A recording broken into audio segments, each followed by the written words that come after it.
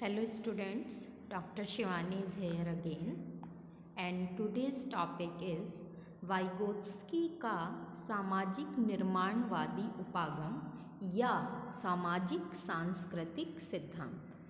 Vygotsky की theory, इसको socio cultural theory भी कहते हैं या इसको वाइगोत्स्की सोशल कंस्ट्रक्शन अप्रोच या जो वाइगोत्स्की थे ये एक सोशल कंस्ट्रक्टिविस्ट थे, सामाजिक निर्माणवादी थे। लास्ट टर्न पे हमने पाउले फ्रेरा की थ्योरी कराई थी, लेकिन ये जो वाइगोत्स्की की थ्योरी है बहुत इम्पॉर्टेंट है। सोशियो कल्चरल थ्योरीज़ का नाम है, जनरली टेट में, सी टेट में, आपके सुपर टेट में और जहाँ पर भी पेडागोजी से रिलेटेड क्वेश्चंस पूछे जाते हैं हर एक में वाइगोत्स्की की थ्योरी से एक आध क्वेश्चन जरूर आता है। तो इसको ध्यान से समझें, मैंने हर एस्पेक्ट को समझाने की कोशिश मैं कर रही हूँ। तो इनका पूरा नाम लेव सिमकोविच वाइगोत्स्की था और ये एक सोवियत रूस के प्रसिद्ध मनोवैज्ञानिक थे।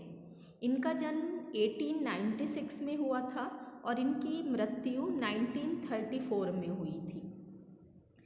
इनके सिद्धांत को मनोविज्ञान और बाल मनोविज्ञान में अधिगम के सिद्धांत के रूप में देखा जाता है, थ्योरी ऑफ लर्निंग के रूप में देखा जाता है इनकी सोशियो कल्चरल थ्योरी को।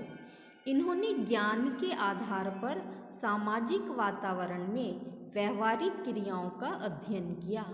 इसका मतलब इट मीन्स इन्होंने सोशियो कल्चरल जो वातावरण है उसको अत्यधिक इम्पॉर्टेंस दी और इसीलिए इनकी थ्योरी को सोशियो कल्चरल थ्योरी कहा जाता है। इनके अनुसार बालक का विकास समाज द्वारा होता है। जैसा समाज होगा, जैसे आसपास का वातावरण होगा, बालक का विकास वैसा ही होगा। समाज को बहुत अधिक इम्पॉर्टेंस ये देते थे। बालक के सर्वांगीण विकास में इनका मानना था कि बालक के सर्वांगीण विकास में सामाजिक व सांस्कृतिक सिद्धांतों का महत्वपूर्ण स्थान है। इनके अनुसार बालक के संज्ञानात्मक विकास में सामाजिक प्रभाव की भूमिका अत्यंत महत्वपूर्ण है और ये मानते थे कि जिस प्रकार से बालक को वातावरण मिलता है या समाज बालक से जिस प्रकार का व्यवहार करता है उसका विकास उसी प्रकार से होता है, उसका जो समायोजन है वो उसी प्रकार से होता है। और इसी प्रकार ये संस्कृति को महत्वपूर्ण स्थान देते थे अधिगम की प्रक्रिया में। इन्होंने कहा कि संस्कृति क्या है? संस्कृति विशिष्ट व्यवहार परिवर्तन एवं मानसिक परिवर्तन को प्रदर्शित करती है तथा उसके अतिरिक्त मानव व्यवहार के विकास का नवीन स्तर निर्धारित करती है। मतलब संस्कृति में रहते हुए, समाज में रहते हुए संस्कृति का पालन करना, उसके अनुसार व्यवहार करना, उसी से बालक का विकास होता है। बालक अनेक प्रकार की सामाजिक, सांस्कृतिक और ऐतिहासिक परंपराओं को सीखता है। इसके साथ साथ इन्होंने सीखने की प्रक्रिया में अनुकरण को विशेष स्थान दिया। अनुकरण, इमिटेशन, बालक जैसा इमिटेट करता है उसी के अकॉर्डिंग सीखता जाता है, क्योंकि जब उसके परिवार में अनेकों सदस्य होते हैं तो बालक उन सब का अनुकरण करता है। आपने देखा होगा जनरली, यदि आप ऑब्जर्व करेंगे तो आप अपने घर में छोटे बच्चों को ऑब्जर्व करना, जैसा वो अनुकरण, या स्कूल में अगर बच्चे जाते हैं तो अपने टीचर को इमिटेट करते हैं, कई बार आके वैसी ही एक्टिंग करेंगे। इट मीन्स वो उसको अनुकरण कर रहा है, परिवार में अपने माता पिता से, समाज में निकलकर अन्य सदस्यों से और स्कूल में टीचर को अनुकरण करके सीखने की कोशिश करता है। तो सीखने में अनुकरण का महत्वपूर्ण स्थान है। इसी के साथ साथ इन्होंने अंतःक्रिया को सीखने में महत्वपूर्ण योगदान माना कि अंतःक्रिया सीखने के लिए मुख्य रूप से बहुत इम्पॉर्टेंट है। अंतःक्रिया से स्वतः प्रेरणा उत्पन्न होती है। अंतःक्रिया से यहाँ मतलब है कि आप खुद कितना करना चाह रहे हैं। जब तक आपकी सेल्फ मोटिवेशन नहीं होगी तो सीखने संभव नहीं होगा। सीखने के लिए सेल्फ मोटिवेशन बहुत ज़रूरी है। जैसे यदि कोई बच्चा किसी को कुछ करते हुए देखता है, सपोज़ किसी को साइकिल चलाते हुए देखता है, तो बच्चा देखता है कि पहले उसने हैंडल पकड़ा, फिर उसने पैडल पे पैर रखा, फिर पैर घुमा के और फिर ऐसे राउंड राउंड पैडल को घुमाया। तो बच्चा वैसे ही करने की कोशिश करता है। तो वो क्या है, एक अंत्य क्रिया है।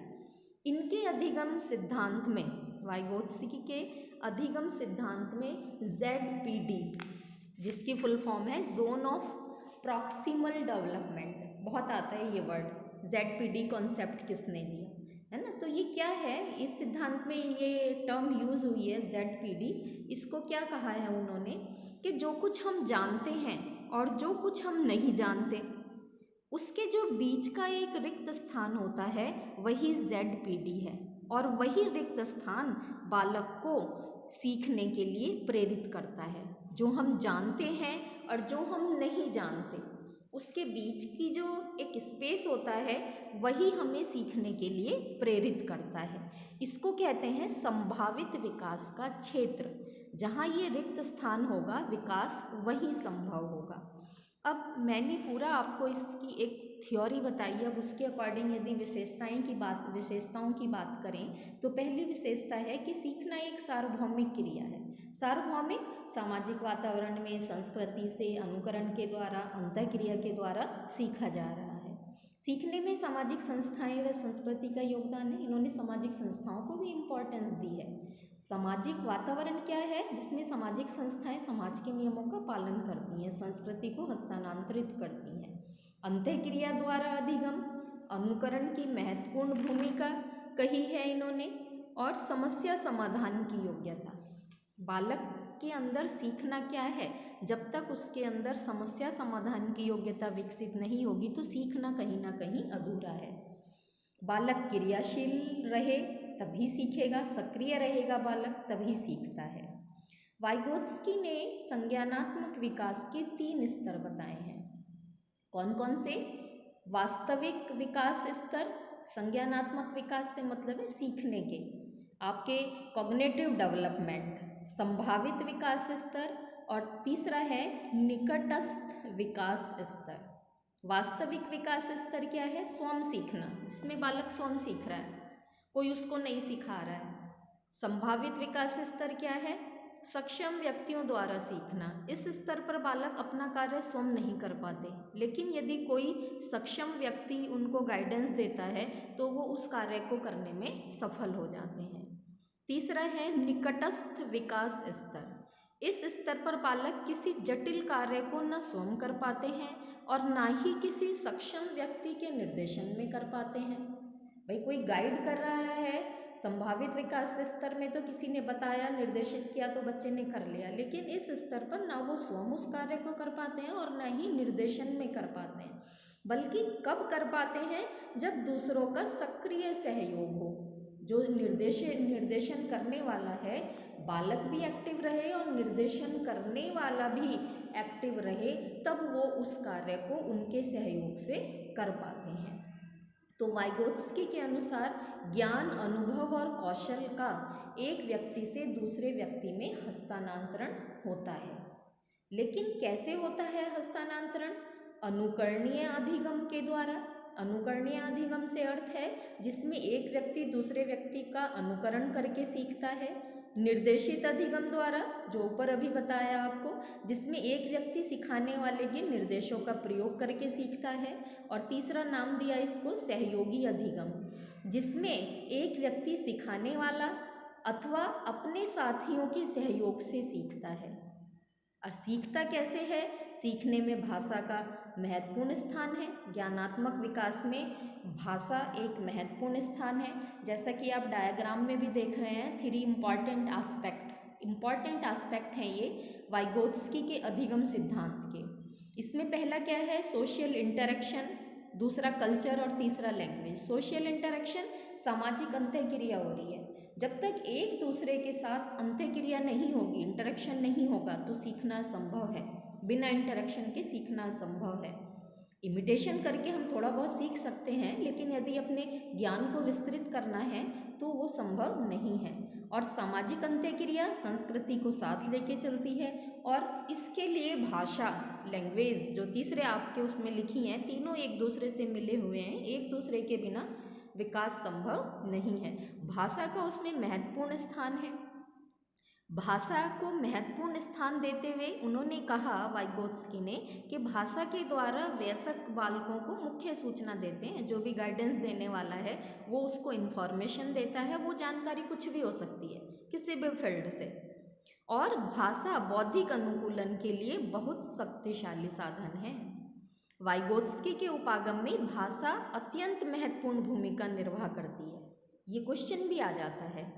जैसे जैसे बालक सामाजिक भाषा, सामान्य भाषा और आंतरिक भाषा का प्रयोग करना प्रारंभ करते हैं, वैसे वैसे वे विचार विमर्श करना और बौद्धिक कार्यों में सहभागिता करना सीख लेते हैं। तो ये तीनों जो सोशल इंटरेक्शन, कल्चर और लैंग्वेज, तीनों इम्पॉर्टेंट एस्पेक्ट्स हैं, पूछ लिए जाते हैं आपके कॉम्पिटिशन्स एग्जाम में या बीएड, बीटीसी, डीएलएड के एग्जाम में भी।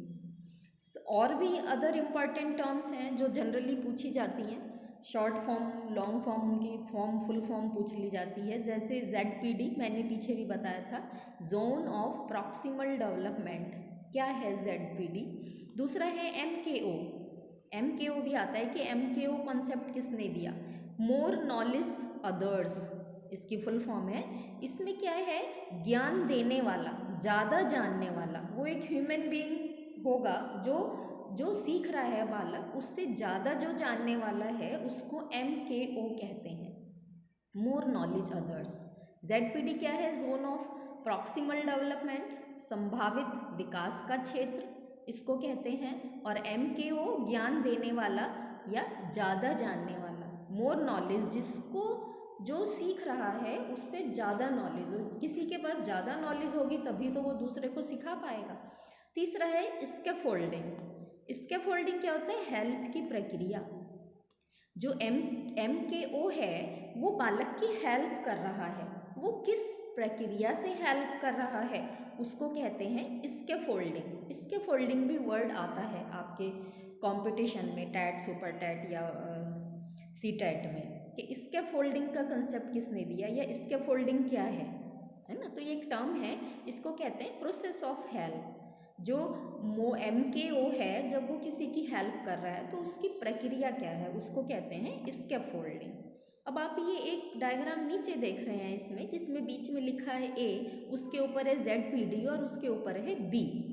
तो इसमें A क्या है?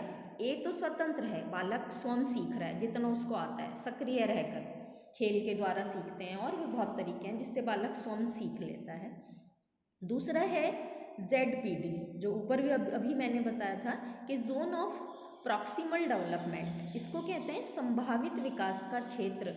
इट मीन्स यहाँ पर बालक हेल्प से सीखेगा। जो A की लाइन है और ZPD के ऊपर लाइन है, इसके बीच का जो क्षेत्र है यहाँ पर बालक हेल्प से सीखेगा। और MKO, हेल्प कौन करेगा उसकी? MKO, मोर नॉलेज अदर्स, जो ज़्यादा ज्ञान जानने वाला है, जो ज्ञान देने वाला है, जो बालक से ज़्यादा जानता है, वो इसकी हेल्प करेगा ZPD के क्षेत्र को डेवलप करने के लिए। और इस हेल्प की प्रक्रिया को, जो हेल्प कर रहा है MKO, इस हेल्प की प्रक्रिया को स्कैफोल्डिंग कहते हैं। और हेल्प वो तब तक करेंगे जब तक बालक सीखेगा। B क्या है? जो नहीं सीख पाता, ना हेल्प से ना खुद से, उसमें यदि वो दोनों सक्रिय रहें तब वो उसको सीख पाता है। कई बार B को सीख भी नहीं पाता। तो वाइगोत्स्की के अनुसार भाषा बालक के ज्ञानात्मक विकास का साधन है, सामाजिक अंतःक्रिया से विकसित होती है, सोशल इंटरेक्शन से लैंग्वेज डेवलप होती है, स्कैफोल्डिंग जो प्रक्रिया है उसमें लैंग्वेज यूज़ की जाती है। और इन्होंने भाषा के 3 प्रकार बताए हैं, ये भी पूछ लिया जाता है। सामाजिक भाषा, जो दूसरों से बातचीत करते हुए डेवलप होती है, फ्रॉम द एज ऑफ 2 साल का बच्चा सेंटेंस बोलने लगता है, घर में जैसा सुनता है, आपस में इंटरेक्शन करता है, उसी से वो बोलना सीख लेता है। निजी भाषा, निजी स्तर पर भाषा का विकास है ना, डायरेक्शन एज ऑफ 3 से शुरू हो जाती है। और कई बार बच्चा निजी भाषा में क्या मतलब है कि बच्चा खुद से भाषा करता है, उसकी निजी स्तर पर विकास होता है, खुद से बातें करता है। कई बार आपने देखा होगा एक अकेला बच्चा बैठा हुआ खेल रहा है, यदि वो अपने किसी टॉय को रख लेता है तो ऐसे बात करेगा जैसे उसका ये टॉय बोल रहा है, वो खुद से बोलता रहता है। कई बार शीशे में खड़ा होकर बोलता है, मिरर के सामने। यदि घर में कोई छोटा बच्चा हो तो नोटिस करना आप इस बात को। आंतरिक भाषा स्वयं निरीक्षण का कार्य है। फ्रॉम द एज ऑफ 7 आंतरिक भाषा जो स्वयं निरीक्षण का कार्य करती है, जो हमने क्या गलत किया है, क्या सही किया है, हम कोई काम करके सोचते हैं कि कितना सही है, कितना गलत है। तो सम मोर और टर्म्स भी इन्होंने अपनी थ्योरी में यूज़ किए हैं, जो आपको वैसे नहीं मिलेंगी लेकिन जनरली यूज़ होती हैं। अगर हम पूरी थ्योरी को इसकी देखें तो कोलाबोरेटिव एंड कोऑपरेटिव, खेल द्वारा सीखना, क्योंकि स्वयं सक्रिय रहने की बात है, अंतःक्रिया की बात है, सामाजिक और संस्कृति को महत्व दिया है, तो वहाँ पर कोऑपरेटिव और कोलाबोरेटिव सहयोग होना चाहिए। इससे बालक खेल द्वारा सीखता है।